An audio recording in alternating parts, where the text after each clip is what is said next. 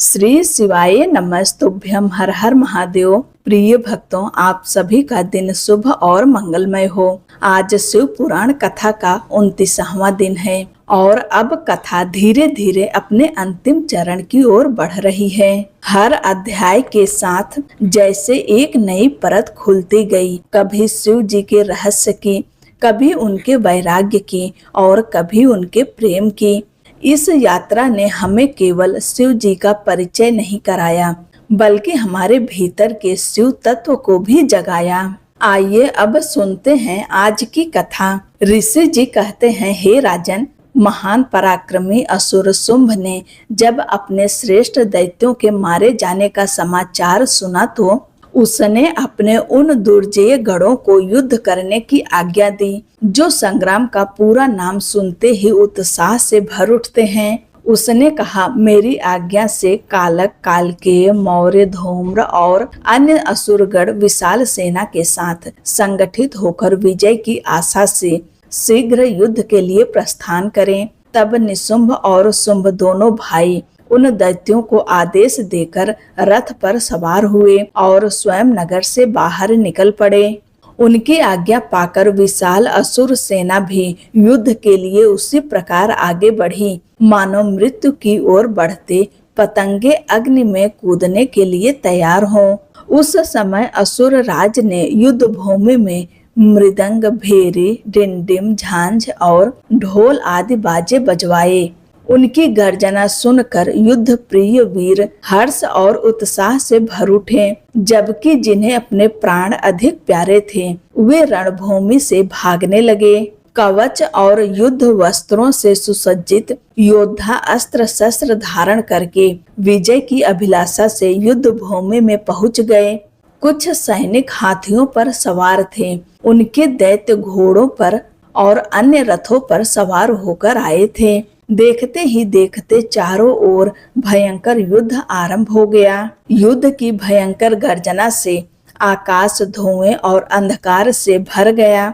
सूर्य का रथ तक दिखाई नहीं देता था। करोड़ों पैदल योद्धा, घुड़सवार, हाथी और रथारूढ़ असुर विजय की इच्छा से रणभूमि में डटे रहे। महासमर में काले पर्वतों के समान विशाल मदहस्त हाथी चिंघाड़ रहे थे। ऊंट अपनी विचित्र ध्वनि कर रहे थे और उत्तम घोड़े जोर जोर से हिनहिना रहे थे। असुरों की इतनी विशाल सेना देखकर आक्रमण करती हुई जगदम्बा ने अपने धनुष पर प्रत्यंचा चढ़ाई और शत्रुओं को भयभीत करने वाली घंटा बजाई। यह देखकर देवी का सिंह भी अपनी गर्दन और अयाल को हिलाते हुए जोर जोर से गर्जना करने लगा।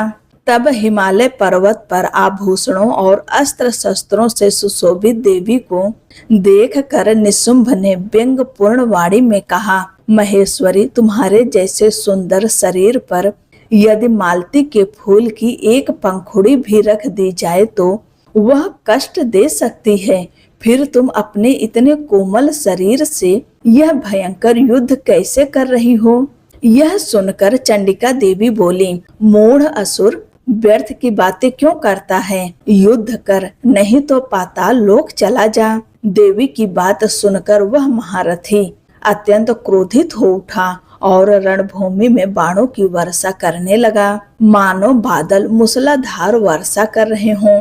वह असुर बाण, शूल, फरसा, भिंदपाल, परिघ, धनुष, प्रास और तलवारों आदि से भयंकर युद्ध करने लगा। उसके प्रहारों से विशाल गजराज घायल होकर रणभूमि में चक्कर काटने लगे। उनकी पीठ पर लहराती पताकाएं टूटकर धरती पर गिरने लगी। घायल दैत्य पृथ्वी पर मछलियों की तरह तड़प रहे थे और गर्दन कटे घोड़ों के समूह अत्यंत भयंकर दिखाई दे रहे थे। कालिका ने अपने दैत्यों का संहार कर दिया और देवी के सिंह ने भी बहुत से असुरों को अपना आहार बना लिया। रणभूमि में मारे गए दैत्यों के रक्त से नदियां बहने लगी। सैनिकों के केस जल में सिवार के समान दिखाई दे रहे थे और उनकी चादरें सफेद फेन जैसी प्रतीत हो रही थीं। इस भयंकर युद्ध और असुरों के महान संहार के बाद देवी अंबिका ने विष में बुझे तीखे बाणों से निशुंभ का वध कर उसे धराशाही कर दिया। अपने शक्तिशाली छोटे भाई निशुंभ के मारे जाने पर शुंभ क्रोध से भर उठा। वह रथ पर सवार होकर 8 भुजाओं से युक्त होकर देवी अंबिका के सामने पहुंचा। उसने जोर से शंख बजाया और अपने धनुष की भयंकर टंकार की। देवी का सिंह भी अयाल हिलाते हुए जोर से दहाड़ने लगा। इन तीनों ध्वनियों से पूरा आकाश गूंज उठा। फिर जगदम्बा ने अट्टहास किया, जिससे समस्त असुर भयभीत हो उठे। देवी ने शुंभ से कहा, युद्ध में स्थिर होकर खड़े रहो। तभी देवता भी जय जयकार करने लगे। उसी समय दैत्यराज शुंभ ने अग्नि की ज्वाला से चमकती हुई विशाल शक्ति देवी की ओर छोड़ी। देवी ने उसे अपने अस्त्र से ही नष्ट कर दिया। शुंभ के बाणों को देवी ने और देवी के बाणों को शुंभ ने हजारों टुकड़े में काट दिया। फिर चंडिका ने त्रिशूल उठाकर उस महान असुर पर प्रहार किया। त्रिशूल की चोट से मूर्छित होकर वह इंद्र द्वारा पंख काटे गए पर्वतों की तरह आकाश, पृथ्वी और समुद्र को कंपित करता हुआ धरती पर गिर पड़ा। परंतु वह महाबली असुर फिर उठ खड़ा हुआ और 10,000 भुजाएं धारण कर देवताओं का भी नाश करने में समर्थ चक्रों से सिंह सहित देवी पर आक्रमण करने लगा। देवी ने उसके चक्रों को खेल ही खेल में नष्ट कर दिया और त्रिशूल से उस पर घातक प्रहार किया। अंततः देवी के पवित्र कर कमलों से प्रहार पाकर वे दोनों असुर मृत्यु को प्राप्त हुए और परम पद के अधिकारी बने। महापराक्रमी निशुंभ और भयानक बलशाली शुंभ के मारे जाने पर समस्त दैत्य भयभीत होकर पाताल लोक में प्रवेश कर गए। अन्य बहुत से असुरों को काली और सिंह आदि ने अपना आहार बना लिया, जबकि शेष दैत्य भयभीत होकर 10 दिशाओं में भाग गए। नदियों का जल स्वच्छ हो गया और वे अपने मार्ग पर बहने लगी। मंद मंद सुखद वायु चलने लगी और आकाश भी निर्मल हो गया। देवताओं और ब्रह्मर्षियों ने फिर से यज्ञ आदि प्रारंभ कर दिए और इंद्र सहित सभी देवता पहले की तरह सुखी हो गए। हे प्रभु, दैत्यराज के वध से संबंधित इस परम पवित्र उमा चरित्र का जो मनुष्य श्रद्धा पूर्वक बार बार श्रवण या पाठ करता है, वह इस लोक में दुर्लभ भोगों का आनंद लेकर परलोक में महामाया की कृपा से उमा धाम को प्राप्त होता है। राजन, इस प्रकार शुंभासुर का संहार करने वाली देवी सरस्वती के चरित्र का वर्णन किया गया, जो साक्षात उमा के अंश से प्रकट हुई थी। तब मुनियों ने कहा, हे सूत जी, आप संपूर्ण पदार्थों के ज्ञाता हैं। भुवनेश्वरी उमा जिनसे सरस्वती प्रकट हुई, उनके अवतार का पुनः वर्णन कीजिए। वे देवी पर ब्रह्म, मूल प्रकृति, ईश्वरी और निराकार होते हुए भी साकार तथा नित्यानंदमयी सती कही जाती हैं। तब सूत जी बोले, हे तपस्वी मुनियों, आप देवी के इस महान चरित्र को प्रेम पूर्वक सुनिए, जिसके जानने मात्र से मनुष्य परम गति को प्राप्त कर सकता है। एक समय देवताओं और दानवों में भयंकर युद्ध हुआ। महामाया के प्रभाव से देवताओं की विजय हुई। इस विजय से देवताओं को अपनी वीरता पर बहुत अभिमान हो गया। वे आपस में अपनी प्रशंसा करते हुए कहने लगे, हम धन्य हैं, हमारा बल अद्भुत है, असुर हमारा क्या बिगाड़ सकते हैं। हमारे पराक्रम से भयभीत होकर वे पाताल लोक में भाग गए। इसी प्रकार डींगे हाँकते हुए देवताओं के सामने अचानक एक ऐसा दिव्य तेज पुंज प्रकट हुआ, जिसे उन्होंने पहले कभी देखा ही नहीं था। उसे देखकर सभी देवता आश्चर्यचकित हो गए और एक दूसरे से पूछने लगे, यह क्या है। उन्हें ज्ञात नहीं था कि वह स्वयं भगवती उमा का दिव्य प्रभाव था, जो देवताओं का अभिमान चूर्ण करने के लिए प्रकट हुआ था। देवराज इंद्र ने देवताओं को आदेश दिया कि जाकर पता लगाओ यह कौन है। इंद्र के आदेश से वायुदेव उस तेज पुंज के पास पहुँचे। तेज पुंज ने पूछा, तुम कौन हो? वायुदेव ने अभिमान से कहा, मैं वायु हूँ, संपूर्ण जगत का प्राण हूँ। मेरे ही द्वारा यह स्थावर जंगम संसार संचालित होता है। यह सुनकर उस महातेज ने कहा, यदि तुम जगत के संचालन में समर्थ हो तो सामने रखे इस तिनके को अपने शक्ति से हिलाकर दिखाओ। वायुदेव ने अपनी पूरी शक्ति लगा दी, लेकिन वह तिनका अपने स्थान से तिल भर भी नहीं हिला। वायुदेव लज्जित होकर इंद्र के पास लौटे और पूरी घटना बताई। उन्होंने कहा, देवेंद्र, हम व्यर्थ ही स्वयं को सर्वशक्तिमान समझ रहे थे। हम तो एक छोटे से तिनके को भी नहीं हिला सके। तब इंद्र ने बारी बारी से अन्य देवताओं को भी वहां भेजा, लेकिन कोई उस तेज पुंज का रहस्य जान नहीं सका। अंत में देवराज इंद्र स्वयं वहां पहुंचे। इंद्र को आते देखकर वह अद्भुत तेज पुंज तत्काल अदृश्य हो गया। इंद्र अत्यंत विस्मित हुए और मन ही मन उस सर्वेश्वर की शरण में जाने का संकल्प करने लगे। तभी देवताओं पर दया करने और उनका अभिमान दूर करने के लिए सच्चिदानंद स्वरूपिणी शिवप्रिया उमा चैत्र शुक्ल नवमी की दोपहर प्रकट हुई। वे उसी तेज पुंज के मध्य विराजमान थे और अपनी दिव्य कांति से दसों दिशाओं को प्रकाशित कर रही थीं। उनके चारों हाथों में वर, पास, अंकुश और अभय थे। श्रुतियां साकार रूप में उनकी सेवा कर रही थीं। देवी का मुख प्रसन्नता से खिला हुआ था और वे अपने हाथों में धनुष, बाण, कमल तथा फल मूल धारण किए थे। प्रजा को कष्ट में देखकर उनके नेत्रों से करुणा के आंसू बहने लगे। वे लगातार 9 दिन और 9 रात तक रोती रहीं। उनकी आंखों से निकली अश्रुधाराओं से सभी प्राणी तृप्त हो गए। औषधियां हरी भरी हो गई और नदियां तथा समुद्रों में जल भर गया। पृथ्वी पर साग, फल और मूल के अंकुर फूटने लगे। देवी ने महात्माओं को फल दिए।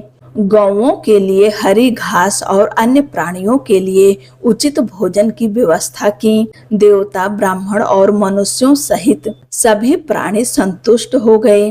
तब देवी ने देवताओं से पूछा, अब मैं तुम्हारा और कौन सा कार्य पूर्ण करूं? सभी देवताओं ने कहा, हे देवी, आपने सबको संतुष्ट कर दिया। अब कृपा करके दुर्गमासुर द्वारा अपहृत वेदों को हमें वापस दिला दीजिए। देवी ने कहा, तथास्तु, तुम अपने अपने धाम जाओ। मैं शीघ्र ही संपूर्ण वेदों को वापस लाकर तुम्हें अर्पित करूंगी। देवी को प्रणाम करके सभी देवता अपने अपने धाम लौट गए। तभी स्वर्ग, अंतरिक्ष और पृथ्वी पर भयंकर कोलाहल मच उठा। उसे सुनकर दुर्गमासुर ने देवीपुरी को चारों ओर से घेर लिया। देवताओं की रक्षा के लिए देवी ने चारों ओर तेजोमय मंडल बनाया और स्वयं उस घेरे से बाहर आ गईं।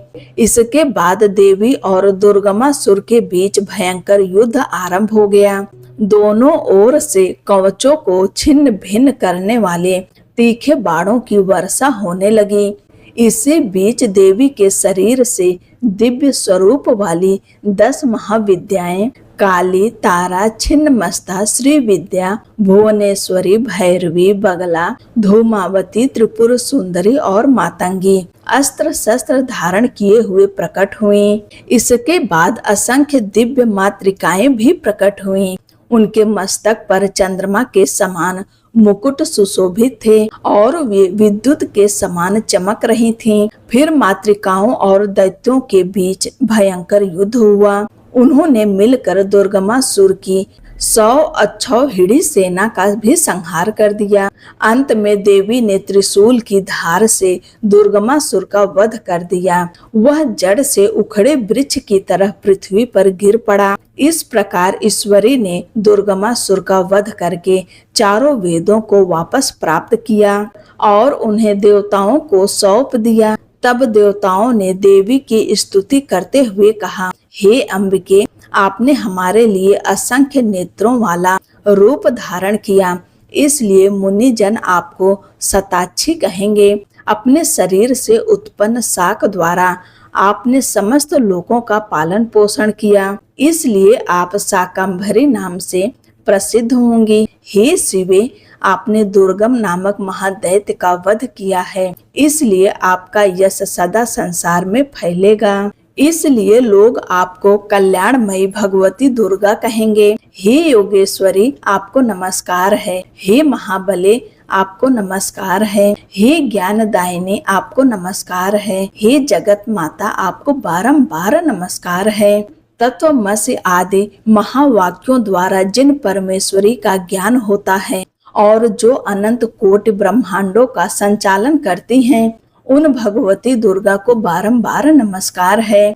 हे माता, मन, वाणी और शरीर की पहुँच आप तक होना अत्यंत कठिन है। सूर्य, चंद्रमा और अग्नि आपके 3 नेत्र हैं। हम आपके प्रभाव को पूरी तरह नहीं जानते, इसलिए आपकी स्तुति करने में भी असमर्थ हैं। हे सुरेश्वरी माता शताक्षी, आपके अतिरिक्त कौन है जो हम जैसे देवताओं पर ऐसी दया कर सकता है। आप सदैव ऐसा प्रयास करते रहें कि तीनों लोग विघ्न बाधाओं से मुक्त रहे और हमारे शत्रुओं का नाश होता रहे। तब देवी बोली, हे देवताओं, जैसे बछड़ों को देखकर गौवें व्याकुल होकर उनकी ओर दौड़ती है, उसी प्रकार मैं तुम सबको देखकर व्याकुल होकर तुम्हारी ओर दौड़ी चली आती हूँ। तुम्हें न देखने पर मेरा एक क्षण भी युग के समान बीतता है। मैं तुम्हें अपने बच्चों के समान मानती हूँ और तुम्हारे लिए अपने प्राण तक दे सकती हूँ। तुम लोग मेरे प्रति भक्ति भाव रखते हो, इसलिए तुम्हें किसी प्रकार की चिंता नहीं करनी चाहिए। मैं तुम्हारी सभी आपत्तियों का निवारण करने के लिए सदैव तत्पर हूँ। जैसे पूर्व काल में मैंने तुम्हारी रक्षा के लिए दैत्यों का संहार किया है, वैसे ही भविष्य में भी असुरों का नाश करूंगी, इसमें तनिक भी संदेह मत करना। भविष्य में जब पुनः शुंभ और निशुंभ नाम के दैत्य प्रकट होंगे, तब मैं यशोदा के गर्भ से नंद की पुत्री के रूप में गोकुल में जन्म लूंगी और उनका वध करूंगी। नंद की पुत्री होने के कारण उस समय मेरा नाम नंदजा होगा। जब मैं भ्रमर का रूप धारण करके अरुण नामक असुर का वध करूंगी, तब संसार मुझे भ्रामरी के नाम से जानेगा। फिर जब मैं भीषण रूप धारण करके राक्षसों का भक्षण करूंगी, तब मेरा नाम भीमा देवी प्रसिद्ध होगा। जब जब पृथ्वी पर असुरों से बाधा उत्पन्न होगी, तब तब मैं अवतार लेकर प्रजा का कल्याण करूंगी। जो देवी शताक्षी कही गई हैं, वही शाकंभरी और दुर्गा नाम से भी जानी जाती हैं। तीनों नाम एक ही परम शक्ति का वर्णन करते हैं। इस पृथ्वी पर शताक्षी के समान दूसरी कोई दयालु देवी नहीं है, क्योंकि उन्होंने समस्त प्रजा को कष्ट में देखकर 9 दिनों तक करुणा से रोते हुए उनका पालन किया था। व्यास जी कहते हैं, जो जगत की सृष्टि, पालन और संहार के हेतु तथा प्रकृति और पुरुष के ईश्वर हैं, उन प्रथम गणों सहित उमा के साथ विराजमान भगवान शिव को मैं नमस्कार करता हूँ, जिनकी शक्ति की कहीं तुलना नहीं है, जिनका ऐश्वर्य सर्वत्र व्याप्त है। उन विश्व सृष्टा, सनातन, अजन्मा, अविनाशी और मंगलमय परमात्मा शिव की मैं शरण लेता हूँ। प्रयाग में जहाँ गंगा और यमुना का पवित्र संगम होता है और जो ब्रह्मलोक का मार्ग माना गया है, शुद्ध हृदय, सत्य व्रत और महान तेज से संपन्न मुनियों ने एक विशाल यज्ञ का आयोजन किया। उस यज्ञ का समाचार सुनकर त्रिकालज्ञ, वेदों के ज्ञाता और महान पौराणिक सूत जी वहां पहुंचे। सूत जी को आते देखकर मुनियों का मन प्रसन्न हो उठा। उन्होंने मधुर वचनों से उनका स्वागत किया और विधि पूर्वक पूजा की। मुनियों ने कहा, हे शिव भक्त शिरोमणि, महाबुद्धिमान सूत जी, आप सर्वज्ञ हैं और हमारे महान सौभाग्य से यहाँ पधारे हैं। तीनों लोकों में ऐसी कोई बात नहीं जो आपसे अज्ञात हो, अतः हमारा कल्याण किए बिना आपको यहाँ से नहीं जाना चाहिए। कृपया हमें वह पवित्र पुराण सुनाइए जो उत्तम कथा, ज्ञान और वेदांत के सार से परिपूर्ण है। मुनियों की प्रार्थना सुनकर सूत जी बोले, महर्षियों, आपने मेरा सत्कार किया और मुझ पर कृपा की। ऐसी स्थिति में आपके अनुरोध पर मैं आपको वह पवित्र पुराण क्यों न सुनाऊं। अब मैं महादेव, देवी पार्वती, कुमार स्कंद, गणेश जी, नंदी तथा सत्यवती कुमार भगवान व्यास को प्रणाम करके उस परम पवित्र वेद तुल्य पुराण की कथा कहूंगा जो शिव तत्व के ज्ञान का सागर और भोग तथा मोक्ष प्रदान करने वाला है। मैं विद्याओं के संपूर्ण स्थानों, पुराणों की संख्या और उनकी उत्पत्ति का वर्णन करता हूँ। आप ध्यान पूर्वक सुनिए। 6 वेदांग, 4 वेद, मीमांसा, न्याय शास्त्र, पुराण और धर्मशास्त्र, ये 14 विद्याएं हैं। इनके साथ आयुर्वेद, धनुर्वेद, गंधर्व वेद और अर्थशास्त्र को जोड़ने पर कुल 18 विद्याएं होती है। इनके मार्ग अलग अलग हैं। श्रुति के अनुसार इनके निर्माता त्रिकालदर्शी भगवान शूलपाणि शिव हैं। जब भगवान शिव ने सृष्टि की इच्छा की तब उन्होंने सबसे पहले अपने सनातन पुत्र ब्रह्मा जी को उत्पन्न किया और जगत की सृष्टि का ज्ञान देने के लिए उन्हें इन विद्याओं का उपदेश दिया। इसके बाद पालन के लिए भगवान श्री हरि को नियुक्त किया और उन्हें संसार की रक्षा की शक्ति प्रदान की। ब्रह्मा जी ने विद्याएं प्राप्त करके जब सृष्टि का विस्तार प्रारंभ किया तब उन्होंने सबसे पहले पुराणों का स्मरण किया और उन्हें प्रकट किया। इसके बाद उनके 4 मुखों से चारों वेदों का प्रादुर्भाव हुआ और उन्हीं से अन्य शास्त्रों की भी प्रवृत्ति हुई। द्वापर युग में भगवान श्री हरि सत्यवती के गर्भ से श्री कृष्ण द्वैपायन के रूप में प्रकट हुए। उन्होंने वेदों को संक्षिप्त करके 4 भागों में विभक्त किया। वेदों का विस्तार करने के कारण वे वेद व्यास कहलाए। उन्होंने पुराणों को भी संक्षिप्त करके 4 लाख श्लोकों में व्यवस्थित किया। देवलोक में आज भी पुराणों का विस्तार 100 करोड़ श्लोकों में बताया गया है। जो द्विज 6 अंगों और उपनिषदों सहित 4 वेदों को जानता है लेकिन पुराणों को नहीं जानता, उसे पूर्ण विद्वान नहीं माना जा सकता। इतिहास और पुराणों के माध्यम से ही वेदों का सही अर्थ समझा जाता है।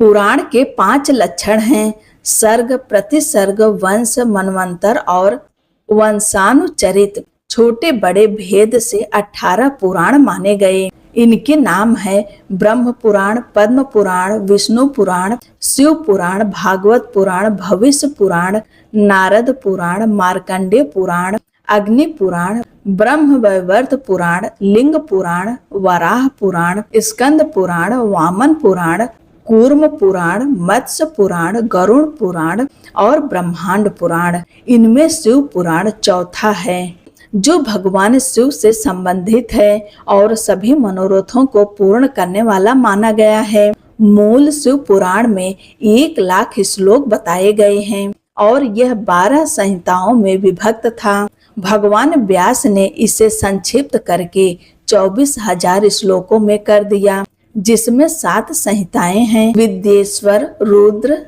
शतरुद्र, कोटि रुद्र, उमा, कैलाश और वायवीय संहिता।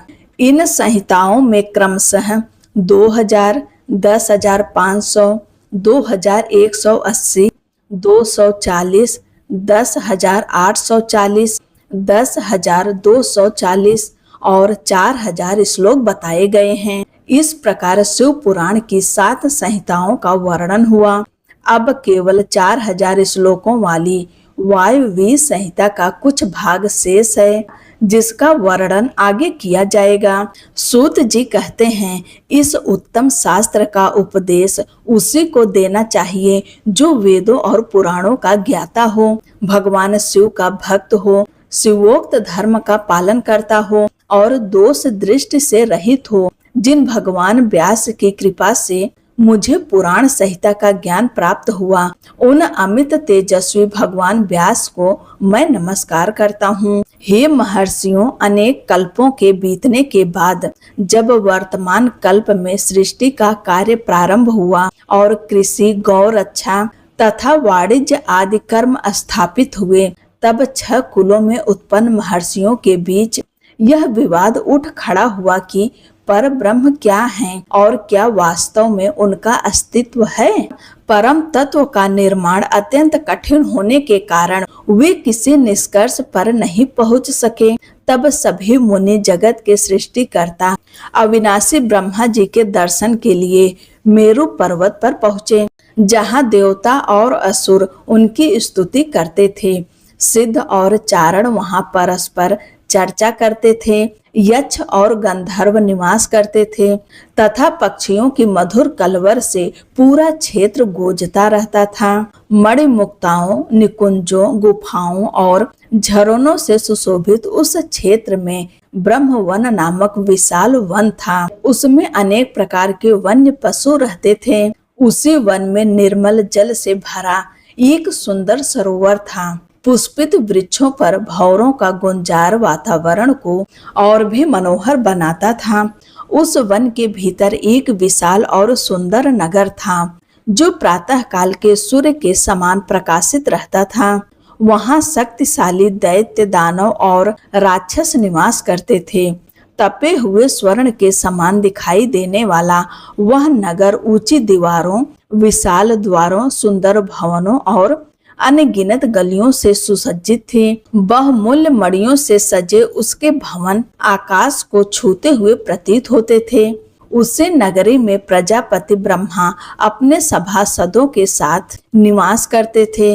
वहां पहुंचे मुनियों ने साक्षात लोक पितामह ब्रह्मा जी के दर्शन किए। देवर्षियों का समूह उनकी सेवा में बैठा था। उनकी अंग कांति शुद्ध स्वर्ण के समान थी। वे अनेक आभूषणों से विभूषित थे और उनका मुख प्रसन्नता से दमक रहा था। उनसे सौम्य भाव प्रकट हो रहा था और उनके नेत्र कमल दल के समान विशाल थे। दिव्य कांति, सुगंधित लेप, श्वेत वस्त्र और दिव्य मालाओं से सुशोभित ब्रह्मा जी के चरणों की वंदना देवेंद्र, असुरेंद्र और योगेंद्र भी करते थे।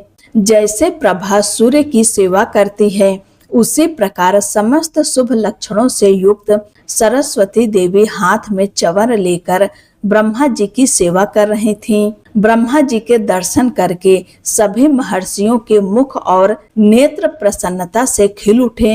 उन्होंने हाथ जोड़कर उनकी स्तुति की। ऋषि बोले, संसार की सृष्टि, पालन और संहार के लिए 3 रूप धारण करने वाले परम पुरुष ब्रह्मा जी को नमस्कार है। प्रकृति जिनका शरीर है और जो प्रकृति में स्थित होकर भी वास्तव में निर्विकार हैं, उन ब्रह्मदेव को नमस्कार है। जिनका शरीर संपूर्ण ब्रह्मांड है और जो ब्रह्मांड के भीतर रहकर समस्त कार्यों को सिद्ध करते हैं, उन ब्रह्मा जी को नमस्कार है। हे पितामह, आपसे ही संपूर्ण जगत की सृष्टि, पालन और संहार होता है। फिर भी माया से आवृत होने के कारण हम आपके वास्तविक स्वरूप को नहीं जान पाते।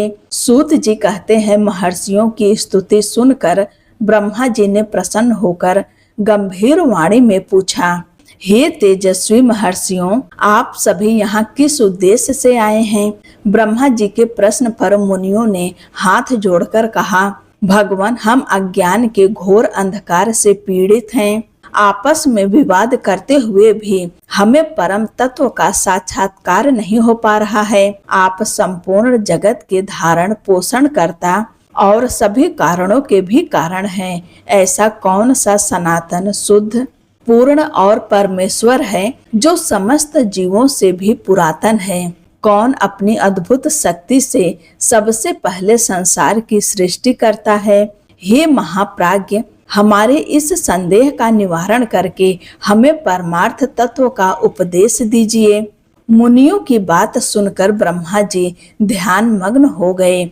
उनका शरीर रोमांचित हो उठा और उन्होंने हाथ जोड़कर कहा, हे मुनियों, जिन्हें प्राप्त न कर पाने पर मन और वाणी लौट आते हैं, जिनके आनंदमय स्वरूप को जान लेने वाला पुरुष कभी भयभीत नहीं होता, जिनसे ब्रह्मा, विष्णु, रुद्र और इंद्र सहित यह समस्त जगत प्रकट हुआ है, जो सभी कारणों के भी परम कारण और सृष्टिकर्ता हैं, वे ही सर्वेश्वर भगवान शिव हैं। सभी मुमुक्षु अपने हृदयाकाश में जिन शंभु का ध्यान करते हैं, उन्हीं ने मुझे अपना पुत्र बनाकर उत्पन्न किया और वेदों का ज्ञान दिया। उन्हीं की कृपा से मुझे प्रजापति का पद प्राप्त हुआ है। वही महेश्वर एक बीज को अनेक रूपों में परिणत करने वाले हैं। वही समस्त जीवों और लोकों के शासक हैं। सभी रूपों में एकमात्र भगवान रुद्र ही हैं, दूसरा कोई नहीं। वे प्रत्येक मनुष्य के हृदय में स्थित हैं और समस्त विश्व के अधिष्ठाता हैं। वे अनंत शक्तियों के स्वामी हैं और सभी कारणों पर शासन करते हैं।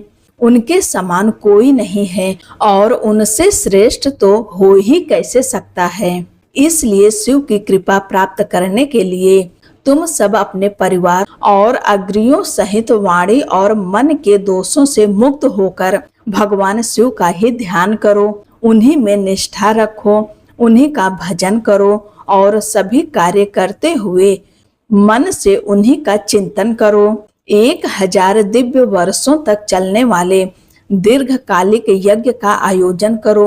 यज्ञ के अंत में मंत्रों द्वारा आवाहन करने पर स्वयं वायु देव वहां आएंगे और तुम्हारे कल्याण का उपाय बताएंगे। इसके बाद तुम सब पुण्यमयी वाराणसी पुरी जाना, जहां पिनाक पाणी भगवान विश्वनाथ देवी पार्वती के साथ भक्तों पर कृपा करने के लिए सदा विराजमान रहते हैं। वहां तुम्हें एक महान आश्चर्य दिखाई देगा। उसे देखकर फिर मेरे पास लौटना, तब मैं तुम्हें ऐसा मोक्ष उपाय बताऊंगा जिससे इसी जन्म में मुक्ति प्राप्त हो सकती है। यह कहकर ब्रह्मा जी ने मनोमय चक्र का निर्माण किया और कहा, मैं इस चक्र को यहाँ से छोड़ता हूँ। जहाँ इसकी नेम टूटकर जीर्ण हो जाएगी, वही तपस्या के लिए उत्तम स्थान होगा। ब्रह्मा जी ने महादेव को प्रणाम करके उस सूर्य के समान तेजस्वी चक्र को छोड़ दिया। मुनि भी ब्रह्मा जी को प्रणाम करके उस स्थान की ओर चल पड़े जहाँ चक्र की नेम जीर्ण होने वाली थी। वह सुंदर चक्र एक ऐसे वन में जाकर गिरा जहाँ निर्मल और मधुर जल तथा सुंदर शिलाखंडों से युक्त था। चक्र की नेम के जीर्ण होने के कारण वह वन नैमिष नाम से प्रसिद्ध हुआ। बाद में अनेक यक्ष, गंधर्व और विद्याधर भी वहां रहने लगे। पूर्व काल में ब्रह्मा जी के प्रजापतियों ने भी वहीं दिव्य यज्ञ किया था।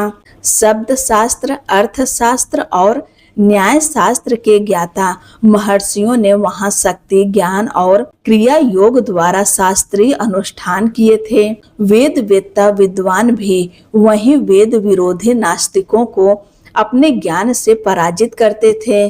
तभी से नैमिषारण्य ऋषियों की तपस्या के लिए श्रेष्ठ स्थान बन गया। स्फटिक मणियों जैसे पर्वतों से गिरता निर्मल जल, मधुर फल देने वाले वृक्ष और हिंसक जीवों से रहित वातावरण उस वन को अत्यंत सुंदर बनाते थे। सूत जी कहते हैं, हे मुनीश्वरों, उत्तम व्रत का पालन करने वाले महर्षियों ने उसी नैमिषारण्य में भगवान महादेव की आराधना करते हुए एक महान यज्ञ का आयोजन किया। यज्ञ आरंभ हुआ तो सभी को वह अत्यंत अद्भुत लगा। लंबे समय बाद जब वह यज्ञ प्रचुर दक्षिणाओं के साथ पूर्ण हुआ, तब ब्रह्मा जी की आज्ञा से वायुदेव स्वयं वहां पधारे। वायुदेव को देखकर मुनियों को ब्रह्मा जी की बात स्मरण हो आई और वे अत्यंत प्रसन्न हुए। उन्होंने उठकर वायुदेव को प्रणाम किया और उन्हें स्वर्ण का आसन प्रदान किया। विधि पूर्वक पूजा करने के बाद उनका कुशल मंगल पूछा। वायुदेव बोले, हे ब्राह्मणों, क्या तुम सब इस महान यज्ञ के पूर्ण होने तक सकुशल रहे? क्या किसी यज्ञ विरोधी दैत्य ने तुम्हें बाधा तो नहीं पहुंचाई? क्या यज्ञ में कोई दोष नहीं आया? क्या तुमने स्तोत्र और मंत्रों द्वारा, देवताओं तथा पितृकर्मों द्वारा पितरों की विधिवत पूजा करके यज्ञ पूर्ण किया? अब यज्ञ समाप्त होने के बाद तुम लोग क्या करना चाहते हो? तब मुनियों ने कहा, प्रभु, हमारे कल्याण के लिए आप स्वयं यहाँ पधार गए हैं, इसलिए अब हमारा सब प्रकार से मंगल ही मंगल है। हमारी तपस्या भी सफल होगी। अब हमारा पूर्व वृत्तांत सुनिए। हमारा हृदय अज्ञान के अंधकार से घिर गया है। परम ज्ञान प्राप्त करने के लिए हमने प्रजापति ब्रह्मा जी की उपासना की। शरणागत वत्सल ब्रह्मा जी ने कृपा करके कहा था, ब्राह्मणों, भगवान रुद्र ही सबसे श्रेष्ठ हैं और वही परम कारण हैं। उन्हें केवल तर्क से नहीं जाना जा सकता। भक्तिमान पुरुष ही उनके स्वरूप को समझ सकते हैं। भक्ति भी उनकी कृपा से ही प्राप्त होती है और उसी कृपा से परम आनंद की प्राप्ति होती है। इसलिए भगवान रुद्र की कृपा प्राप्त करने के लिए तुम नैमिषारण्य में दीर्घ काल तक चलने वाला यज्ञ करो और परम कारण रुद्र देव की आराधना करो। यज्ञ की समाप्ति पर उनकी कृपा से वायुदेव स्वयं वहां आएंगे। उनके मुख से तुम्हें ज्ञान की प्राप्ति होगी और उससे तुम्हारा कल्याण होगा। महाभाग ऐसा आदेश देकर पितामह ब्रह्मा जी ने हमें यहाँ भेजा था। हम भी आपके आगमन की प्रतीक्षा करते हुए 1000 दिव्य वर्षों तक इस दीर्घकालिक यज्ञ में लगे रहे। इसलिए इस समय आपके आगमन के अतिरिक्त हमारे लिए और कोई प्रार्थनीय वस्तु नहीं है। दीर्घ काल से यज्ञ में लगे महर्षियों का यह पुरातन वृत्तांत सुनकर वायुदेव मन ही मन प्रसन्न हुए। मुनियों के पूछने पर उन्होंने उनकी भक्ति बढ़ाने के लिए भगवान शंकर की सृष्टि और ऐश्वर्य का संक्षेप में वर्णन किया।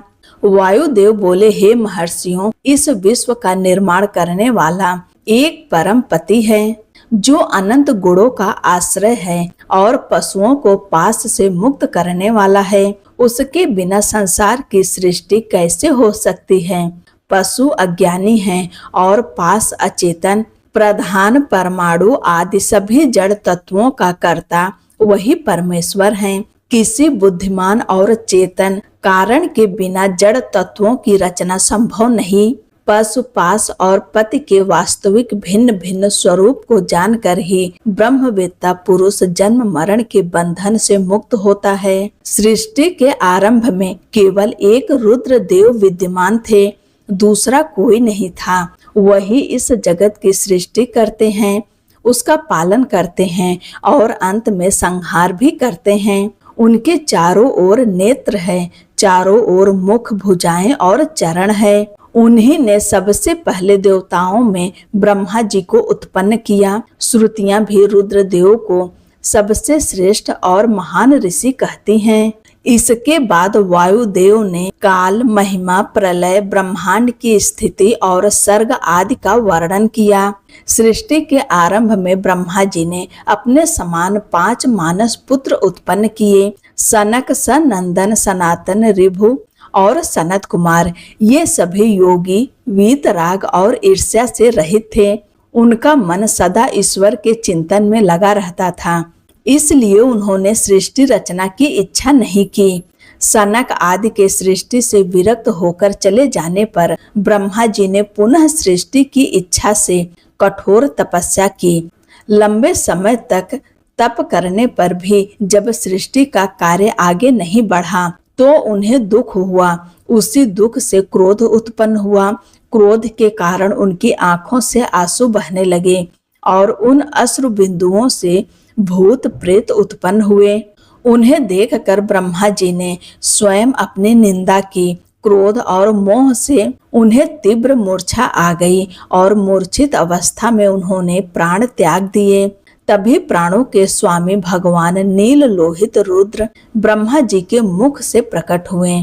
जगदीश्वर रुद्र ने अपने 11 रूप प्रकट किए और उनसे कहा, हे पुत्रों, मैंने लोगों पर अनुग्रह करने के लिए तुम्हारी सृष्टि की है, इसलिए आलस्य छोड़कर लोगों की स्थापना, प्रजा के हित और संतानों की वृद्धि के लिए प्रयास करो। महेश्वर की आज्ञा सुनकर वे रोते हुए चारों ओर दौड़ने लगे। उनके रोने और दौड़ने के कारण ही उनका नाम रुद्र पड़ा। जो रुद्र हैं वे ही प्राण हैं और जो प्राण हैं वे ही महात्मा रुद्र हैं। इसके बाद महेश्वर ने कृपा करके मृत ब्रह्मा जी को पुनः प्राण प्रदान किए। ब्रह्मा जी के शरीर में प्राण लौटते ही रुद्र देव का मुख प्रसन्नता से खिल उठा। उन्होंने कहा, हे जगत गुरु वरिच, डरो मत, मैंने तुम्हें नया जीवन प्रदान किया है। अब सुख पूर्वक उठो और सृष्टि का कार्य करो। भगवान हर के इन मधुर वचनों को सुनकर ब्रह्मा जी ने अपनी आंखें खोली। उनके प्राण पहले की तरह लौट चुके थे। उन्होंने हाथ जोड़कर कहा, प्रभु, आपके दर्शन मात्र से मेरा मन आनंदित हो रहा है। आप कौन हैं जो संपूर्ण जगत के रूप में स्थित हैं? क्या आप ही 11 रुद्रों के रूप में प्रकट हुए हैं?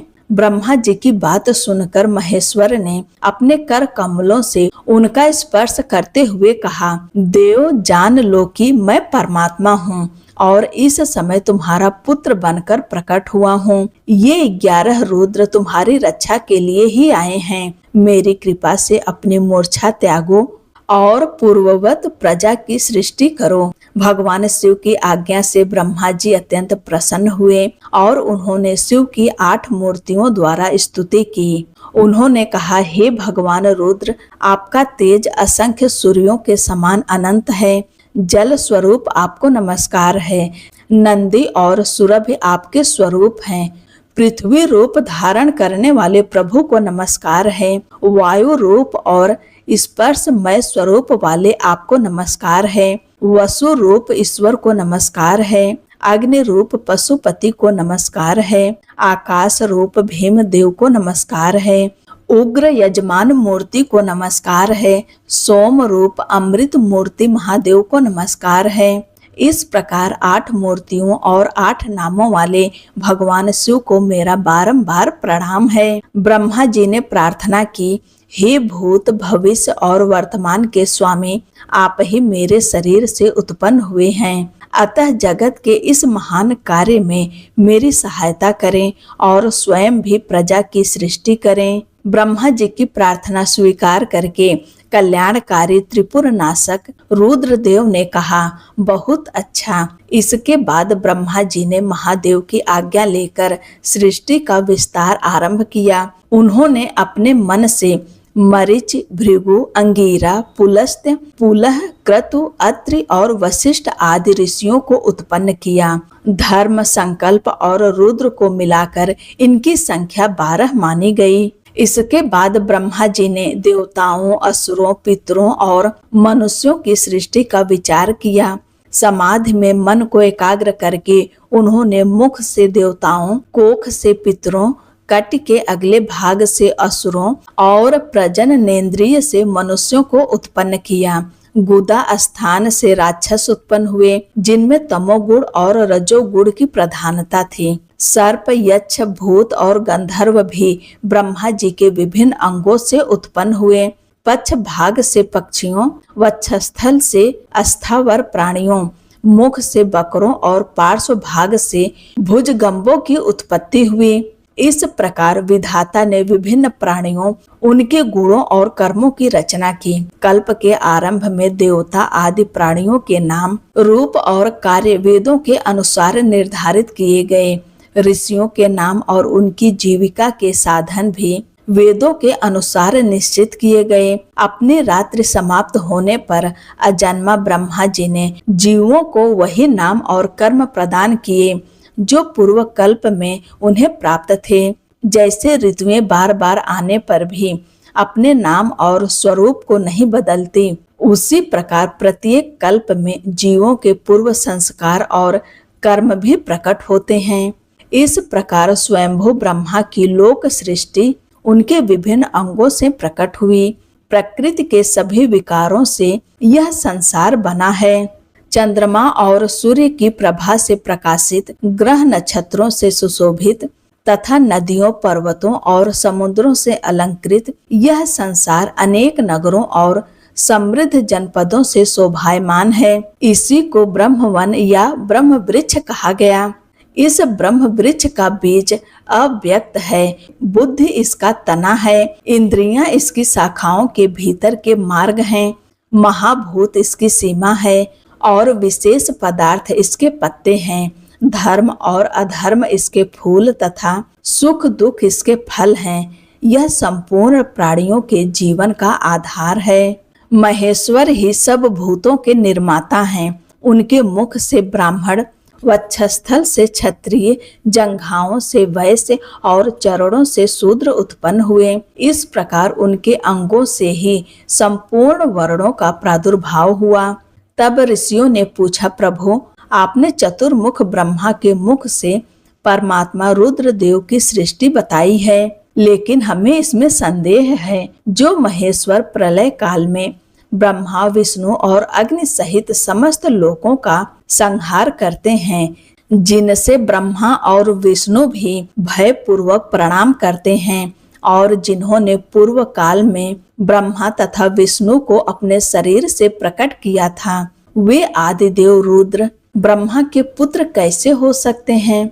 कृपया भगवान शिव के इस अद्भुत यश का रहस्य हमें ठीक ठीक बताइए। वायुदेव बोले, हे ब्राह्मणों, तुमने अत्यंत उचित प्रश्न किया है। मैंने भी पूर्व काल में पितामह ब्रह्मा जी से यही प्रश्न पूछा था। उन्होंने जो उत्तर दिया था वही मैं तुम्हें सुनाता हूँ। ब्रह्मा, विष्णु और रुद्र तीनों कारणात्मा हैं। वे क्रमशः चराचर जगत की सृष्टि, पालन और संहार के लिए नियुक्त हैं। उनमें परम ऐश्वर्य विद्यमान है और वे परमेश्वर शिव की शक्ति से ही अपने अपने कार्य करने में समर्थ होते हैं। पूर्व काल में परमेश्वर शिव ने ही इन तीनों को 3 कार्य सौंपे थे। ब्रह्मा को सृष्टि, विष्णु को पालन और रुद्र को संहार का कार्य। एक कल्प में परमेश्वर शिव की कृपा से रुद्रदेव ने ब्रह्मा और नारायण की सृष्टि की, जबकि दूसरे कल्प में जगन्मय ब्रह्मा ने रुद्र और विष्णु को उत्पन्न किया। इस प्रकार कल्पों के भेद से उनकी उत्पत्ति का क्रम अलग अलग दिखाई देता है। फिर कल्पांतर में भगवान विष्णु ने भी रुद्र तथा ब्रह्मा की सृष्टि की। इस प्रकार कभी ब्रह्मा ने नारायण की तो कभी रुद्र ने ब्रह्मा की सृष्टि की। विभिन्न कल्पों में ब्रह्मा, विष्णु और महेश्वर परस्पर प्रकट होते हैं और एक दूसरे का हित करते हैं। महर्षि गण भी इन्हीं कल्पों के आधार पर उनके प्रभाव का वर्णन करते हैं। अब प्रत्येक कल्प में भगवान रुद्र के प्राकट्य का कारण सुनिए। उन्हीं के प्रादुर्भाव से ब्रह्मा जी की सृष्टि का प्रवाह निरंतर चलता रहता है। जब प्रत्येक कल्प में ब्रह्मा जी प्रजा की सृष्टि करते हैं, लेकिन प्राणियों की वृद्धि न होने से अत्यंत दुखी होकर मूर्छित हो जाते हैं, तब उनकी पीड़ा दूर करने और प्रजा की वृद्धि के लिए काल स्वरूप नील लोहित महेश्वर रुद्र परमेश्वर की आज्ञा से ब्रह्मा जी के पुत्र रूप में प्रकट होकर उन पर अनुग्रह करते हैं। वे तेजो राशि, अनादि अनंत, सर्वव्यापी और भूतों का संहार करने वाले परमेश्वर हैं। वे परम शक्ति से अधिष्ठित होकर उन्हीं के कार्य करने में समर्थ होते हैं। उनका तेज हजारों सूर्यों के समान है। वे अर्धचंद्र को धारण करते हैं। उनके हार बाजूबंद और कड़े सर्पों से बने हैं। उनके पिंगल वर्ण केस गंगा की ऊंची तरंगों से भीगे रहते हैं। वे महान वृषभ पर सवार होते हैं और उनकी वाणी मेघ की गर्जना के समान गंभीर है। उनका रूप अत्यंत तेजस्वी और प्रभावशाली है। भगवान रुद्र ब्रह्मा जी को विज्ञान प्रदान करके सृष्टि कार्य में उनकी सहायता करते हैं। इसलिए रुद्र की कृपा से प्रत्येक कल्प में प्रजा की सृष्टि निरंतर बनी रहती है। एक समय ब्रह्मा जी ने नील लोहित भगवान रुद्र से सृष्टि करने की प्रार्थना की। तब भगवान रुद्र ने मानसिक संकल्प से अनेक पुरुषों की सृष्टि की। वे सभी रुद्र के समान थे, जटाधारी, निर्भय, नीलकंठ और त्रिनेत्र। उन पर जरा और मृत्यु का प्रभाव नहीं था। उनके हाथों में चमकते हुए शूल थे। इन रुद्र गणों ने देखते ही देखते संपूर्ण 14 भुवनों को आच्छादित कर लिया। उन रुद्र रूपों को देखकर ब्रह्मा जी ने कहा, हे देव देवेश्वर, आपको नमस्कार है। कृपा करके ऐसी प्रजा की सृष्टि ना करें जो मृत्यु से रहित हो। अब ऐसी प्रजा की रचना कीजिए जो जन्म और मृत्यु के नियम से बंधी हो। ब्रह्मा जी की बात सुनकर भगवान रुद्र मुस्कुराए और बोले, मेरी सृष्टि ऐसी नहीं होगी। अशुभ और मरण धर्मा प्रजा की सृष्टि तुम स्वयं करो। ऐसा कहकर संपूर्ण भूतों के स्वामी भगवान रुद्र उन रुद्र गणों के साथ प्रजा की सृष्टि के कार्य से निवृत्त हो गए। आज की कथा यहीं पर समाप्त होती है। अगले अध्याय में आप सुनेंगे ब्रह्मा जी द्वारा भगवान शिव के अर्धनारीश्वर रूप की स्तुति, उस स्तोत्र की महिमा, महादेव जी के शरीर से देवी का प्राकट्य तथा देवी के भ्रू मध्य से शक्ति के प्रादुर्भाव की अद्भुत कथा। ओम नमः शिवाय। हर हर महादेव।